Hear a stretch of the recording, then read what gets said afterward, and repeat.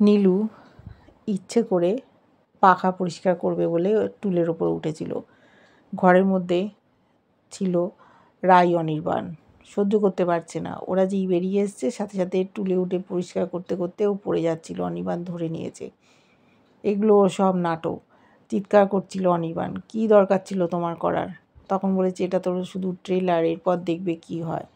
ও মনে হয় এবার ফাঁসাতে চাইছে অনির্বাণকে রায়ের সংসারটা নষ্ট করার জন্য। রাই ভালো মানুষ, বুঝতে পারছে না যে কি ক্ষতি হতে পারে। ওদিকে স্রোত সার্থককে বলেছে প্রি ডিভোর্স পার্টি রাখছে। সার্থকও একটা ডিভোর্স পেপার দেখিয়েছে স্রোতকে। স্রোত সাথে সাথে সই করে দিয়েছে। দুজনে কষ্ট পাচ্ছে কিন্তু কেউ কাউকে ভালোবাসার কথা বলছে না। অবাক হয়ে যাচ্ছে পরিবারের লোকজন, বন্ধুবান্ধব, কেন এরা এরকম করছে। এত ওদের অহংকার, এত ইগো, সেটা ভাঙানোর চেষ্টায় ওরা।